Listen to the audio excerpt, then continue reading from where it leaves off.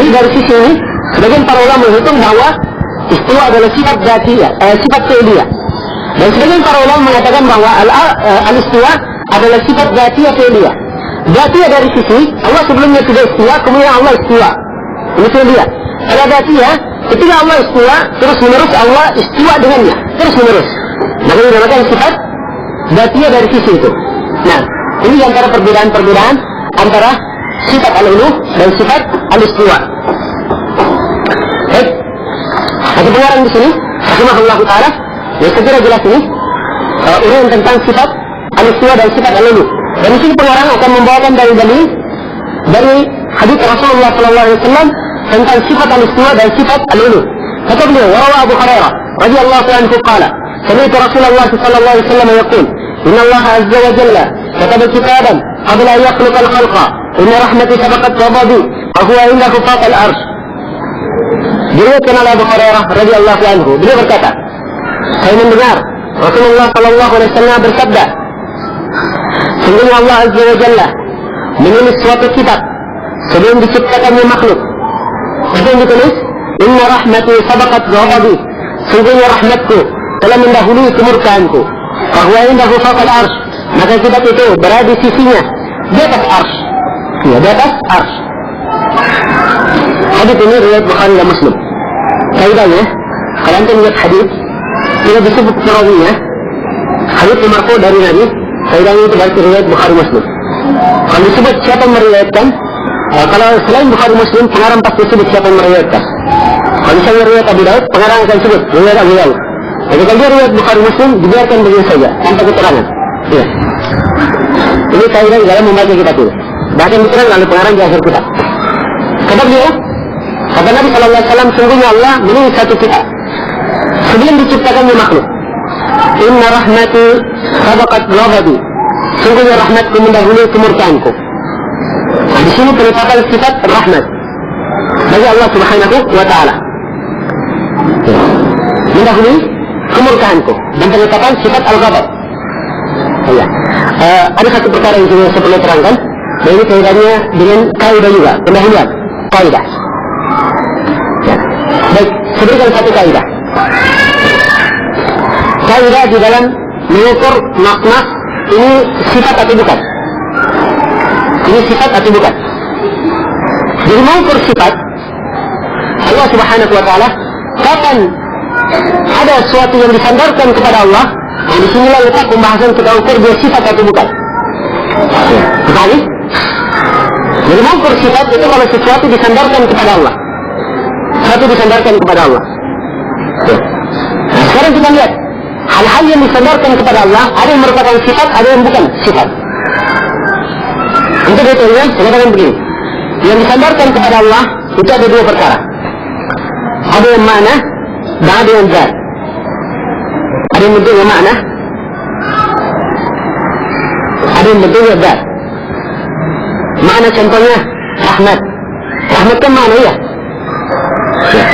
Ridha mana? Al-ghadab kemudian mana? Ya. Kalau dia makna disandarkan kepada Allah itu pasti sifat. Jadi, maka begitu ada disebut misalnya dalam konteks rahmati, rahmatku, rahmat disandarkan kepada Allah. Berarti rahmat di sini adalah sifat Allah. Begitu. Ghadabi, kemurkaanku. Ghadab mana? Mana disandarkan kepada Allah itu berarti sifat. Jadi, paham tak ini? Ya. Jadi kalau dia mana disandarkan kepada Allah, maka itu sifat. Ini penyandaran yang pertama, bentuknya mana? Penyandaran yang kedua, penyandaran kepada Allah adalah penyandaran yang bentuknya adalah zat. Iya. Zat. Dan zat yang disandarkan kepada Allah terbagi dua. Ada zat yang berdiri sendiri, dan ada zat yang tidak berdiri sendiri, atau ada zat yang tidak berdiri kecuali dengan pemiliknya. Ya, pemilik zat tersebut. Zat yang berdiri sendiri, contohnya seperti penyandaran yang ada dalam Al-Quran dan Hadis misalnya. Contoh, Baitullah, rumah Allah. Ini rumah Allah. Rumah ini zat berdiri sendiri atau tidak? Pertanyaan, berdiri sendiri atau tidak? berdiri sendiri. Berarti disandarkan kepada Allah ini bukan penyandaran sifat. Kaidahnya begitu. Kalau zat disandarkan, kalau zat berdiri sendiri disandarkan kepada Allah itu berarti bukan sifat. Berarti penyandarannya di sini penyandaran hanya menunjukkan mulia yang disandarkan ini. Di rumah Allah, apa yang disebut rumah Allah? Masjid, ya kan? Atau Ka'bah. Ini tempat-tempat mulia. Ya, rumah disandarkan kepada Allah berarti ini tempat mulia, terhormat di sisi Allah. Sama naqat Allah, mujizatnya Nabi Syuaib. Onta Allah disebutkan naqat Allah sudah sukriah. Naqat Allah, onta Allah, onta disandarkan kepada Allah. Onta berdiri sendiri. Ya. Tanpa ada pemilik onta dia bisa berdiri, kan begitu? Ya kan? Begitu disandarkan kepada Allah, maka onta ini penyandaran bukan penyandaran sifat, tapi penyandaran makhluk disandarkan kepada yang menciptakannya. Ini menunjukkan bahwa onta di sini onta yang bukan sembarang onta. Ya, dan sudah kita katakan tadi ini mujizat itu siapa? Nabi Syuaib. Ya. Kalau yang disandarkan adalah zat, dan zat ini harus ada pemiliknya. Misalnya tangan. Ya, tangan kan tidak mungkin kecuali harus ada pemilik tangan, ya kan? Ya.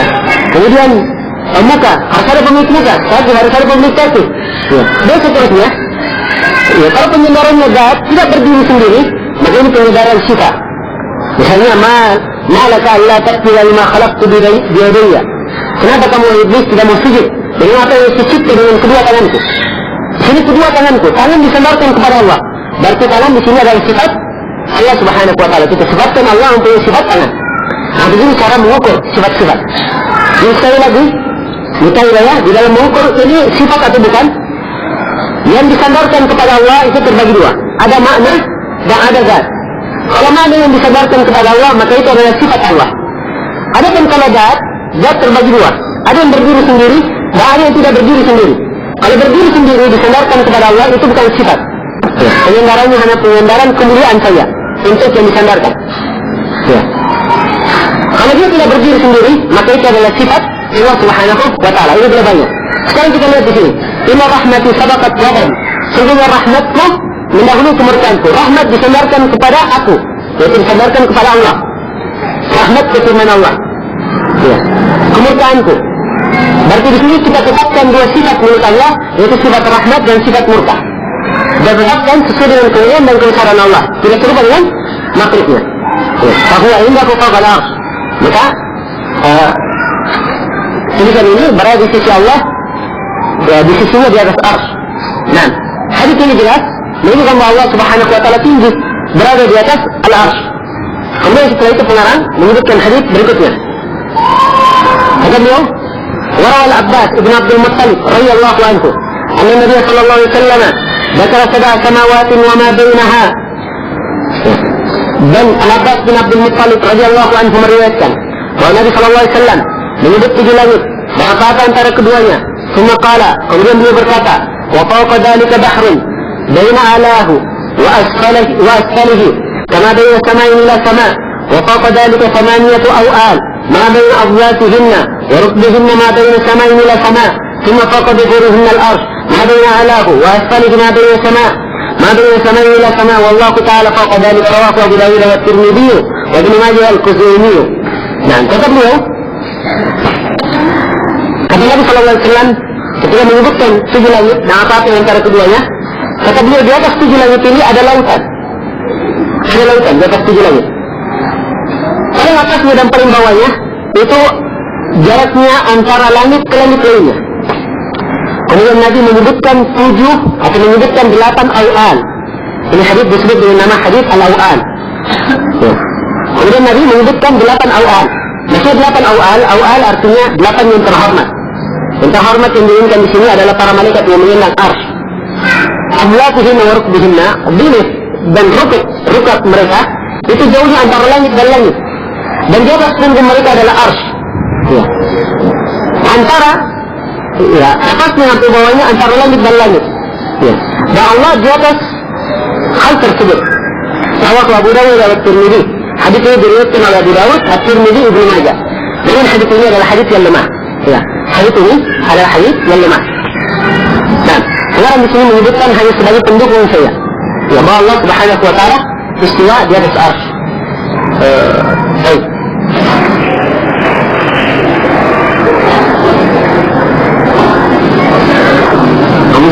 Berkata pengarang rahimahullah ta'ala, qalat Ummu Salamah زوج النبي صلى الله عليه وآله وسلم ومالك بن أنس بقوله عز وجل الرحمن على العرش استوى. الاستواء غير مجهول والكيف غير معقول والإقرار به إيمان والجحود به كفر.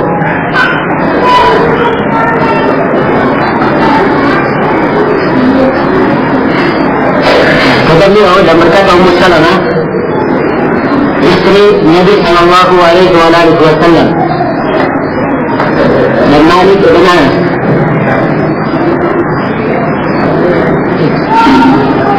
Di sini penisbatan ucapan ini oleh pengarang dinisbatkan kepada Ummu Salamah, istri Nabi Sallallahu Alaihi Wasallam, dan kepada Malik bin Anas.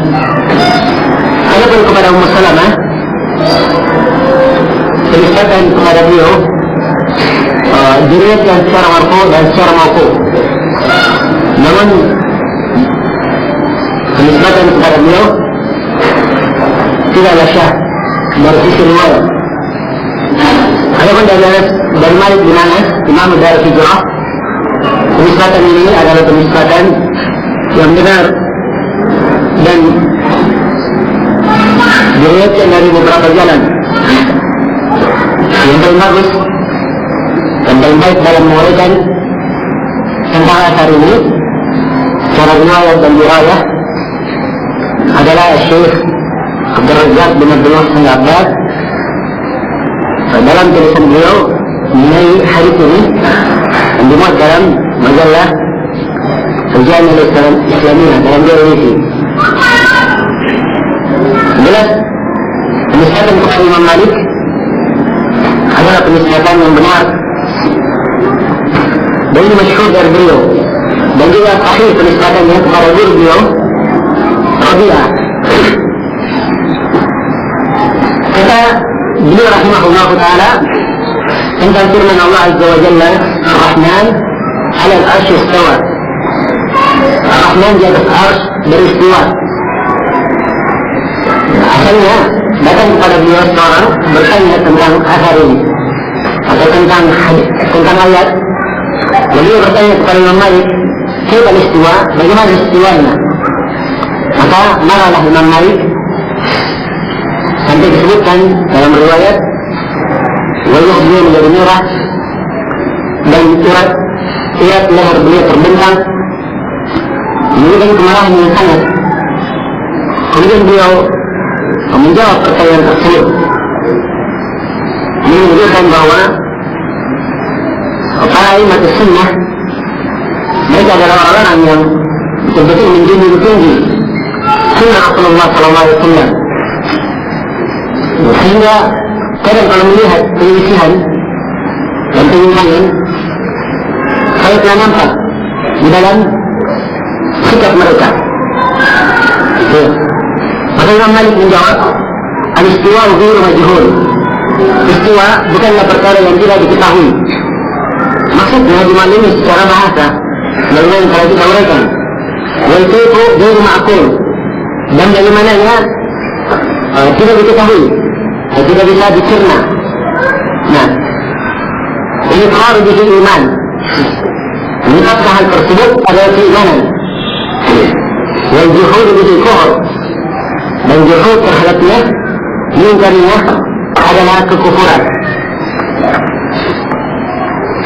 Dan ini sebagaimana yang telah kita uraikan adalah kaidah umum di kalangan ahli sunnah dan seluruh nasmah dalam masalah sifat hendaknya dikiaskan seperti ini. Dibicarakan seperti apa yang disebutkan oleh Imam Malik rahimahullah ta'ala. Maka istiwa malum dari sisi bahasa. Adapun bagaimana ya kita diberitahu bagaimana sifat tersebut. Iya. Mereka ahli sunnah dari sisi mana mereka memahami mana sifat-sifat. Namun dari sisi bagaimana kaifiatnya, ini mereka menyerahkan segala sesuatunya kepada Allah Subhanahu wa ta'ala. Sebab itu berkaitan dengan ilmu Allah, berkaitan dengan sifat-sifat Allah, maka ilmu yang diserahkan kepada Allah Subhanahu wa ta'ala. Kemudian kata beliau, وروى أبو هريرة رضي الله عنه أن رسول الله صلى الله عليه وسلم قال dan diriwayatkan oleh Abu Hurairah radhiyallahu anhu, sesungguhnya Rasulullah sallallahu alaihi wasallam bersabda, "Walladzi nafsi biyadihi, demi yang jiwaku berada di tangannya, ma min rajulin yad'u imra'atahu ila firashiha fadaba alayhi illa kana alladhi fis sama' saqitan 'alayha hatta yarda." Rasulullah sallallahu alaihi wasallam bersabda, demi yang jiwaku berada di tangannya. Ini merupakan sifat tangan untuk Allah Subhanahu wa ta'ala. Demi yang jiwaku berada di tangannya, ma min rajulin yad'u imra'atahu, tidak seorang lelaki pun yang mengajak istrinya ila firashiha, menuju kepada ranjangnya, fata'aba alayhi, lalu dia menolak, illa kana alladhi fis sama' saqitan 'alayha hatta yarda. Apa dia menolak? Maka yang berada di langit akan terus-menerus murka kepadanya sampai ia rida. Maksudnya sampai yang buat suaminya rida atau suaminya rida. Nah, dalam hal ini merupakan sifat al-ulu, yaitu Allah Subhanahu wa ta'ala di sama'. Allah berada di atas langit. Sini dikatakan kecuali yang berada di atas langit akan murka kepadanya. Dan hadis ini di dalamnya sebagaimana yang telah saya sebutkan tadi, merupakan sifat tangan untuk Allah Subhanahu wa ta'ala sesuai dengan kemuliaan dan kebesarannya. Kemudian kata pengarang rahimahullah dalam hadis berikutnya, وروى أبو سعيد الخدري رضي الله عنه أن النبي صلى الله عليه وسلم قال, dan Abu Sa'id Al-Khudri radhiyallahu anhu meriwayatkan, sesungguhnya Nabi sallallahu alaihi wasallam bersabda, "Ala ta'manun wa ana amiru man fis sama'." Tidakkah kalian mempercayai saya, sedangkan saya adalah kepercayaan yang berada di langit. Yakin khabarun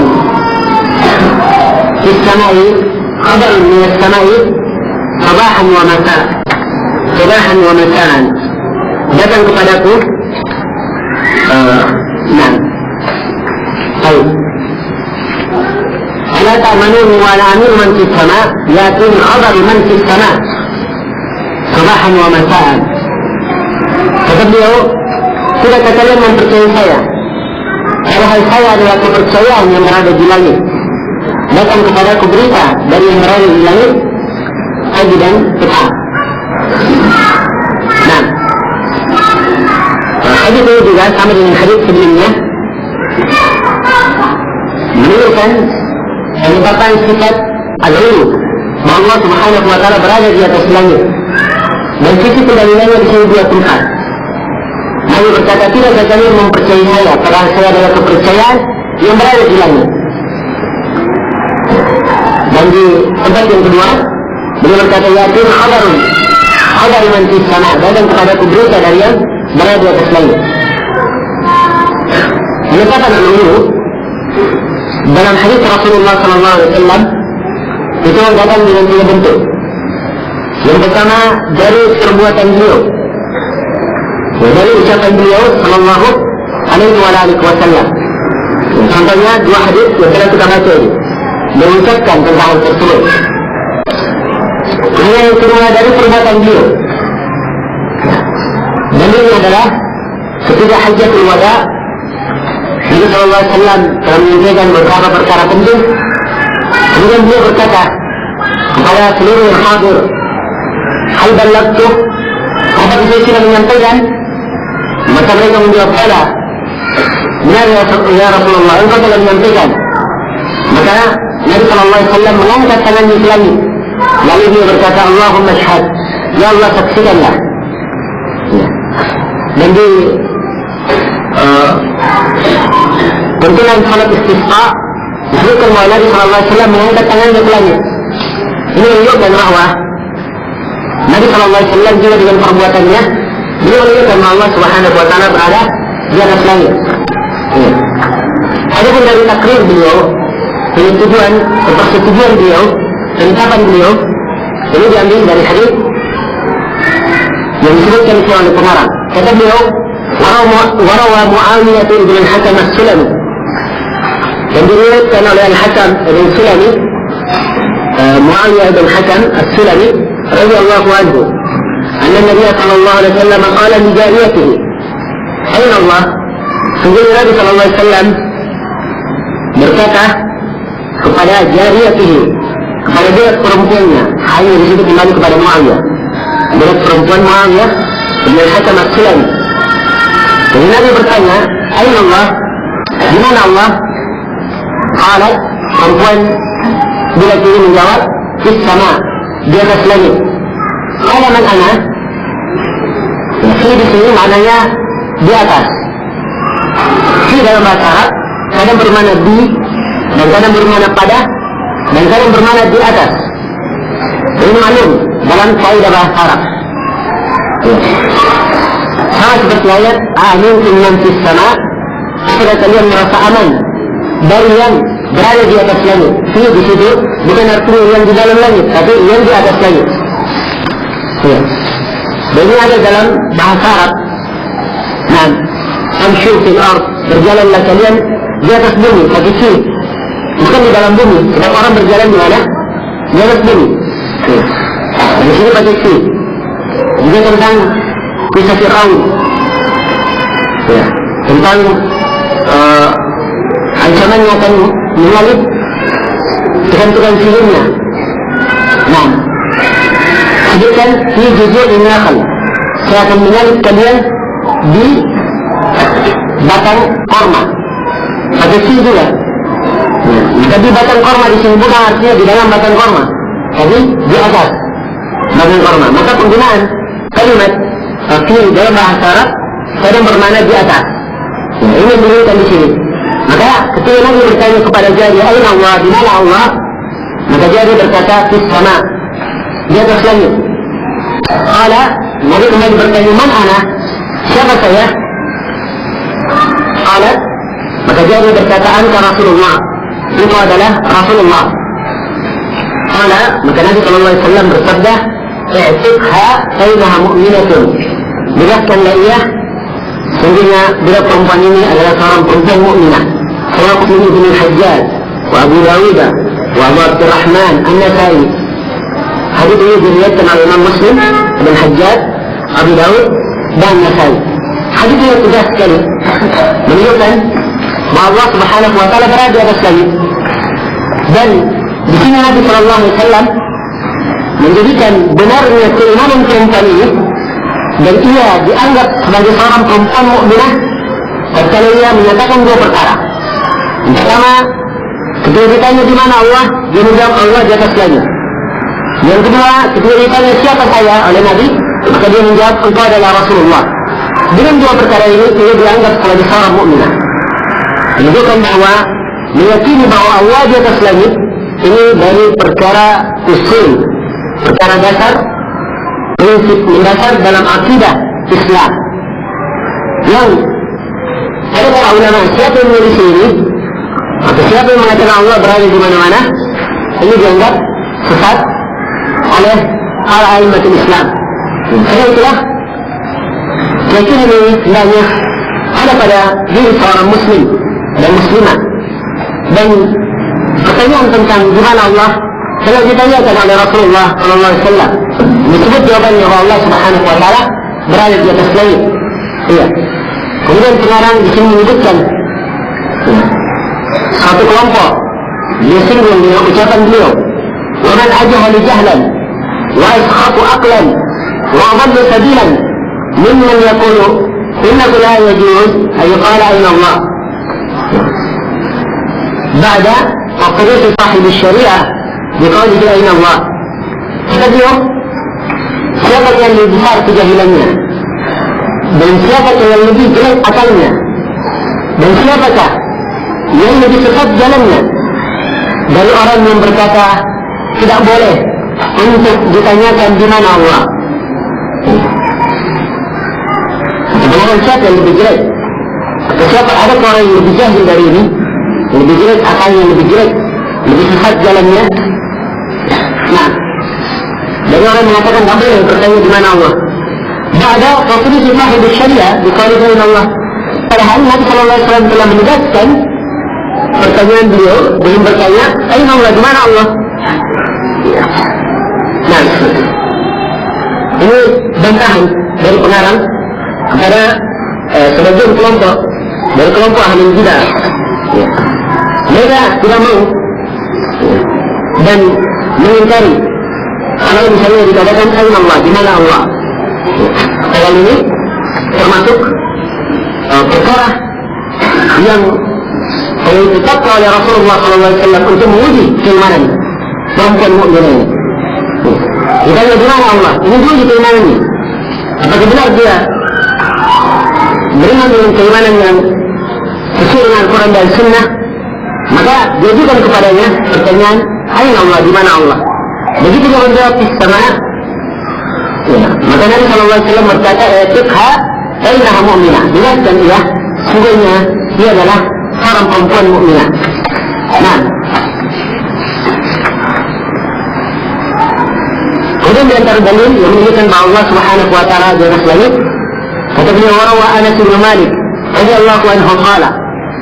Diriwayatkan oleh Anas bin Malik radhiyallahu anhu, dia berkata, "Kanat Zainab bint Jahsh tafkharu ala azwaj Nabi sallallahu alaihi wasallam taqul." Zainab bint Jahsh beliau berbangga kepada atau berbangga terhadap para istri Nabi sallallahu alaihi wasallam. Zainab berkata, "Zawwajakunna ahalikunna wa zawwajani Allah min fawqi sab'i samawat." Nah, kata Zainab binti Jahsh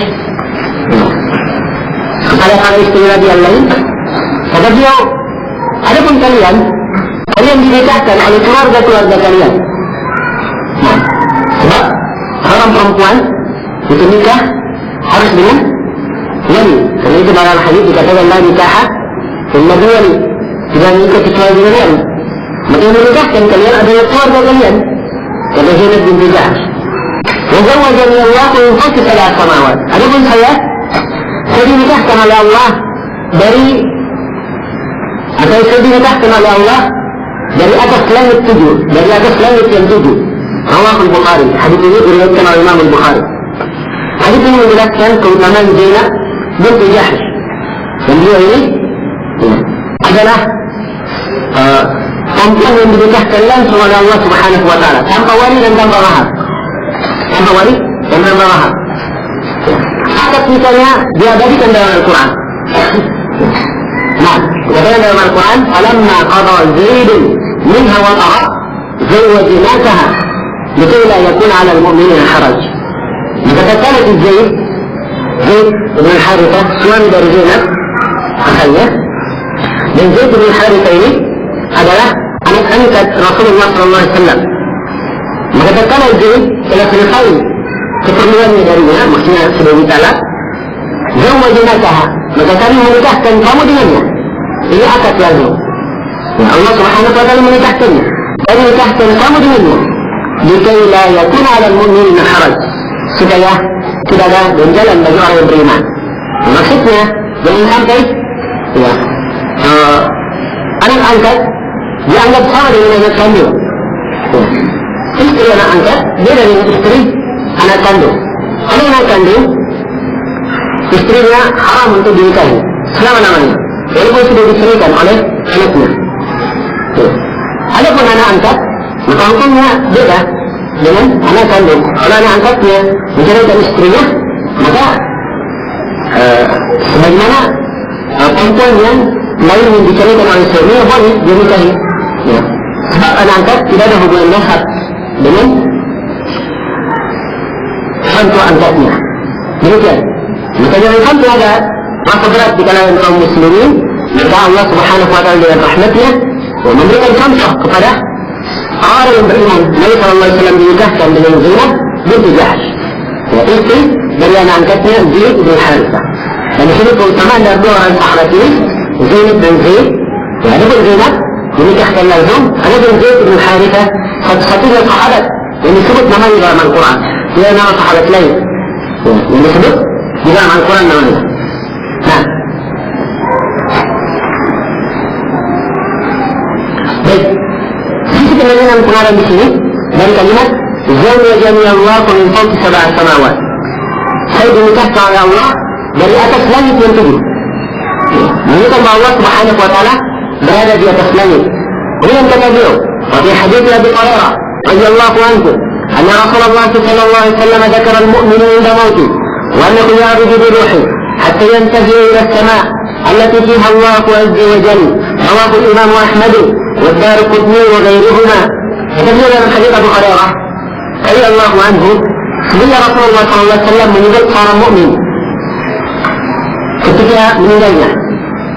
Maksudnya, apabila mukmin ini meninggal, maka diangkatlah rohnya sampai dia berhenti ke langit. Di langit yang Allah Subhanahu wa taala berada di situ. Beliau telah Imam Ahmad Darqutni dan lain-lainnya. Hadis ini hadis yang sahih dan masyhur, datang dari beberapa jalan. Ya, tentang roh seorang mukmin apabila meninggal diangkat sampai ke langit. Kemudian setelah itu dipindah. Dari sini kalimat diangkat sampai ke langit ini menunjukkan bahwa Allah Subhanahu wa taala berada di atas langit. Ini sisi penaliran yang sangat kuat sekali. Kemudian kata beliau, wa Abu Darda radhiyallahu anhu qala. Abu Darda radhiyallahu anhu meriwayatkan beliau bersabda atau beliau berkata, sami'tu Rasulullah sallallahu alaihi wasallam yaqul. Dan mendengar Rasulullah sallallahu alaihi wasallam bersabda,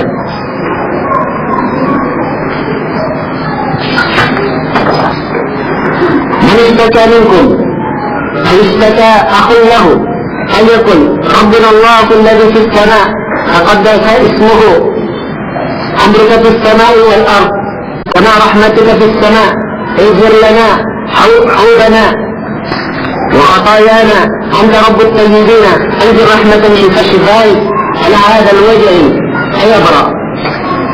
Kata beliau, Nabi sallallahu alaihi wasallam bersabda, siapa di antara kalian yang sakit? Istaka artinya mengeluh. Atau di sini diartikan juga, siapa di antara kalian yang sakit? Atau ada salah seorang saudaranya yang sakit? Maka Nabi berucap, Rabbuna Allahu alladhi fis sama'. Rabb kami adalah Allah yang berada di atas langit. Taqaddasa ismuka, Maha suci namamu. Amruka fis sama'i wal ard, perintahmu di langit dan di dunia. Kama rahmatuka fis sama', sebagaimana rahmatmu di langit. Ighfir lana hubana wa khatayana, ampunilah dosa kami dan kesalahan-kesalahan kami. Anta rabbul tayyibin, Engkau adalah Rabb orang yang baik. Anzil rahmatan wa shifaan min shifaa'ik ala hadzal wajh. Turunkanlah rahmat dan obat dari pengobatanmu terhadap sakit ini. Siapa saja yang sakit dan berucap dengan doa ini, kata Nabi saya berah, dia akan sembuh. Namun saya ini hadis ini kata pengarang rawahu at-Tabari fi sunan, diriwayatkan oleh Abdul Qasim at-Tabari dalam sunannya. Abdul Qasim at-Tabari Imam Al-Lalakai, dan di dalam sanadnya ada rawi yang sangat lemah. Nah, karena itu hadis ini lemah. Cuma di sini hadis ini dibawakan oleh pengarang hanya sebagai pendukung saya. Kemudian dia katakan, wa fi hadhihi al-mas'alah adillatun min al-kitab wa sunnah yutilu dhikruha yutilu dhikruha al-kitab. Katanya di dalam masalah ini ada dalil dari kitab dan sunnah yang dia menunjukkan dalil ini kitab akan menjadi panjang. Jadi pengarang masih mempunyai dalil yang banyak. Namun beliau sengaja meringkas. Sebab kalau ini disebut semua akan menjadi panjang buku ini. Dan sebagaimana yang didengarkan tadi, Syekhul Islam Ibnu Taimiyah dari Imam Qayyim mengatakan, dalil tentang Allah berada di atas langit itu sekitar 3.000 dalil. Kalau ini ditulis semua, makanya jumlahnya sangat banyak sekali. Dari ayat-ayat Al-Quran saja, ya puluhan bahkan ratusan ayat yang menunjukkan tentang hal tersebut. Ya, mana bahwa Allah Subhanahu wa taala berada di atas langit. Nah, kemudian setelah menjelaskan tentang ini, dia sebutkan hukum. Sebab ini adalah ketentuan yang pasti, keyakinan yang pasti. Allah Subhanahu wa taala istiwa di atas arsy-Nya. Dan ini adalah keyakinan yang harus dipenuhi oleh setiap muslim dan muslimah. Maka setelah menjelaskan keyakinan ini, dari sangat jelas dan gamblang dari Al-Quran dan Sunnah, maka beliau terangkan tentang hukum orang yang mengingkarinya. Kata beliau, wa mungkirun ayakuna Allahu fi jihhatil ghulu ba'da hadhihi al-ayat wa la hadith mukhalifun li kitabillah wa mungkirun li sunnatin Rasulillah. Kata beliau, orang yang mengingkari keberadaan Allah di atas, keberadaan Allah di atas, maksudnya di atas langit, pada hadis ayat wala hadis, setelah penyebutan ayat-ayat dan hadis-hadis ini. Dan orang yang mengingkarinya adalah orang yang memiliki kitab Allah, dan orang yang mengingkari sunnah Rasulullah sallallahu alaihi wasallam.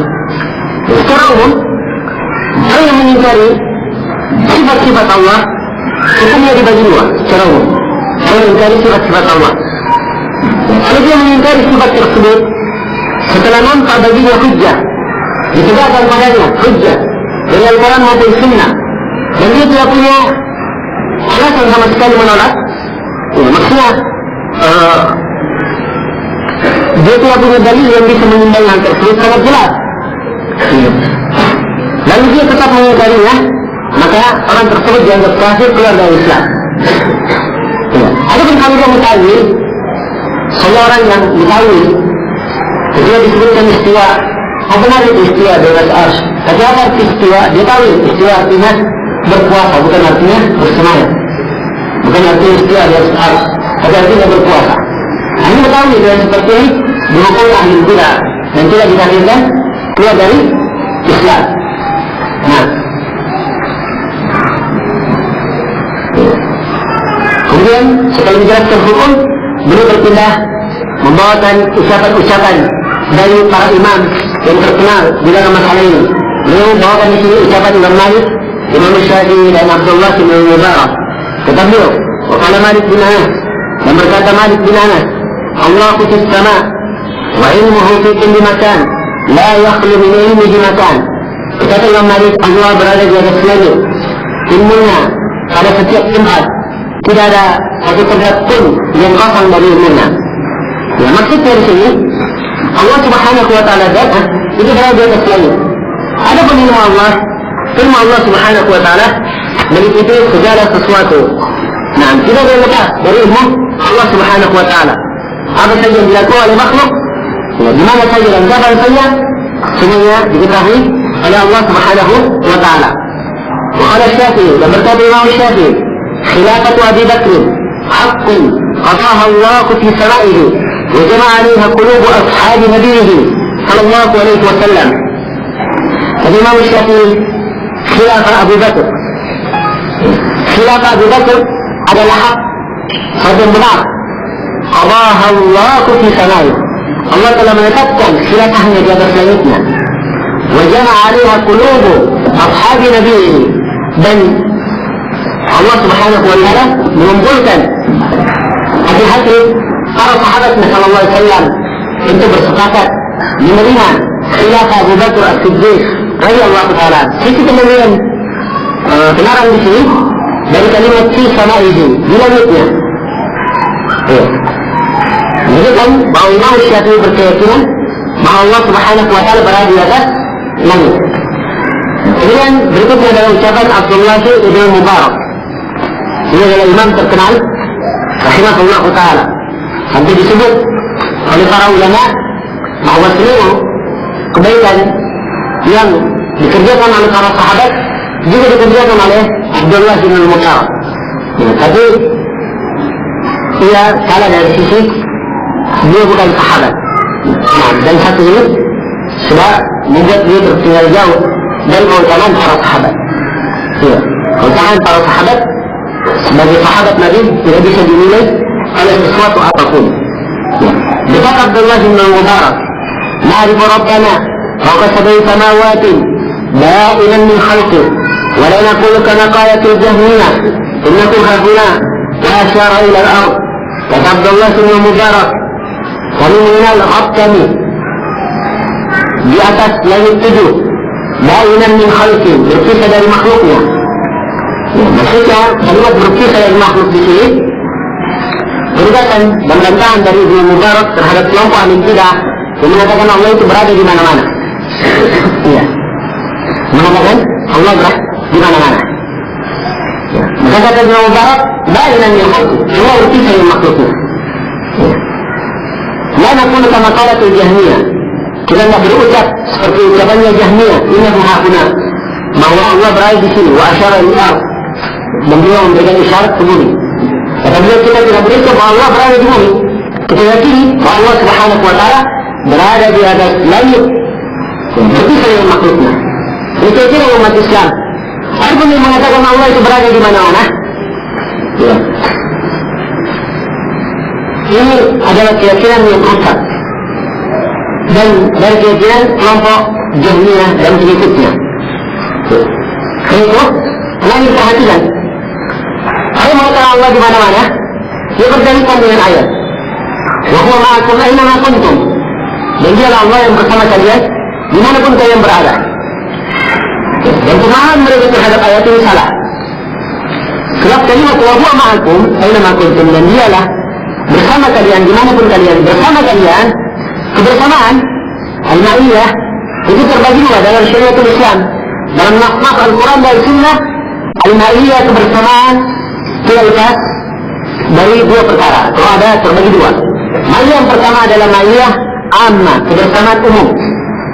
Kebersamaan umum artinya kebersamaan Allah dengan makhluknya, yaitu ilmu Allah bersama mereka. Allah Subhanahu wa ta'ala maha mengetahui apa yang mereka lakukan. Allah Subhanahu wa ta'ala mengetahui segala sesuatu yang mereka kerjakan. Nah, ini ma'iyah umum.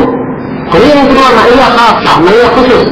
Jadi kebersamaan Allah bersama makhluknya bermakna Allah menolongnya, menguatkan makhluk tersebut, melindunginya. Ini kebersamaan khusus. Adapun kebersamaan bermakna kebersamaan zat, Allah bergabung, ya, bercampur dengan makhluknya. Ini dari ucapan ahli bid'ah. Nah, ini dari ucapan ahli bid'ah. Dan secara global, ahli bid'ah yang mengingkari tentang Allah Subhanahu wa ta'ala berada di atas langit, yang kedua, ada yang mengingkari bahwa Allah berada di atas langit. Yang pertama, dia katakan bahwa Allah itu bercampur dengan makhluknya. Allah itu bercampur dengan makhluknya. Nah, jadi Allah berada di mana-mana. Berada di mana-mana. Jadi keharusan dari ucapan yang rusak ini, maka keharusannya Allah berada di tempat-tempat yang tidak layak. Kan begitu. Kalau dengan Allah di mana-mana, berarti Allah berada di tempat-tempat yang tidak layak. Apakah di masjid, atau di selokan yang, nah, dan maha suci Allah disifatkan seperti itu. Itu harusan kalau dikatakan bahwa Allah bercampur dengan makhluknya. Sampai yang kedua yang mengingkari tingginya Allah di atas makhluk, dia katakan bahwa Allah itu dia menyari dari dua kelompok. Jadi kalau ahli sunnah mengatakan Allah berada di atas langit, kelompok kedua mengatakan Allah tidak berada di atas langit. Mereka, ya Allah ada bersama makhluknya, bercampur dengan makhluknya. Kelompok yang ketiga, dia ini lepas dari dua kelompok pertama. Jadi katakan Allah itu tidak di mana-mana, tidak di dalam alam, tidak di luar alam, tidak di atas, tidak di bawah, ya. Tidak ini, tidak di mana-mana. Nah, ini dari pemikiran orang-orang yang rusak. Ada pun orang yang mengikuti Al-Quran dan Sunnah, mengikuti ayat-ayat Al-Quran dan hadis-hadis Rasulullah SAW, dengan sangat mudah berkeyakinan dan akidah yang benar. Tetapkan bahwa Allah Subhanahu wa ta'ala beristiwa di atas arsy-Nya, di atas langit. Ini adalah keyakinan yang harus dipegang oleh setiap muslim dan muslimah. Bila menjelaskan tentang sifat al-istiwa, maka sekarang dia jelaskan tentang sifat al-istiwa dan sifat al-ulu. Setelah itu sekarang berpindah menjelaskan tentang sifat al-wajh. Yang sekarang rahimahullah ta'ala, wa min as-sifatil lati naqara biha al-Qur'an sahhat biha al-akhbaru al-wajh. Kebenaran dari sifat-sifat yang disebutkan di dalam Al-Quran dan hadis-hadis sahih menunjukkannya adalah sifat al-wajh. Ini orang belum menjelaskan tentang sifat al-wajh, bahwa Allah Subhanahu wa Ta'ala disifatkan mempunyai wajah. Ini wajah. Ya. Beliau akan sebutkan dari Al-Quran dan Sunnah Rasulullah Sallallahu Alaihi Wasallam. Beliau rahimahullah, qala Allah azza wa jalla, Allah azza wa jalla berfirman, kullu syai'in halikun illa wajhah, segala sesuatu binasa kecuali wajahnya. Allah azza wa jalla, dan Allah azza wa jalla berfirman, wa yabqa wajhu rabbika dzul jalali wal ikram, dan kekallah wajah Rabbmu dzul jalali wal ikram, wajah Rabbmu yang memiliki kemuliaan dan memiliki kebesaran dan kemuliaan. Ini dua ayat dalam Al-Quran Al-Karim yang menunjukkan akan harusnya ditetapkan sifat wajah bagi Allah Subhanahu wa Ta'ala. Bahwa Allah Subhanahu wa Ta'ala disifatkan mempunyai wajah sesuai dengan kemuliaan dan kebesaran Allah Subhanahu wa Ta'ala. Adapun ahlul bidah dari kalangan Jahmiyah, Mu'tazilah, Asy'ariyah, mereka ada sifat wajah. Nah, dan sebagian yang takwil wajah ini dengan makna zat. Dan seluruh hal ini adalah pendapat yang salah. Yang benarnya kita tetapkan bahwa Allah Subhanahu wa Ta'ala mempunyai sifat wajah sebagaimana Allah tetapkan dalam Al-Quran. Bahkan secara bahasa, apa makna wajah? Kalau disebut dalam ayat kullu syai'in halikun illa wajah, segala sesuatu binasa kecuali wajahnya. Kecuali wajahnya. Apa yang dipahami secara bahasa? Makna yang diketahui bersama. Dan bahasa Arab diturunkan dengan lisan bahasa Arab atau lisan Arab yang jelas. Al-Quran diturunkan dengan lisan Arab yang jelas. Bilisan Arabiyyin mubin, dengan lisan bahasa Arab yang sangat terang. Nah,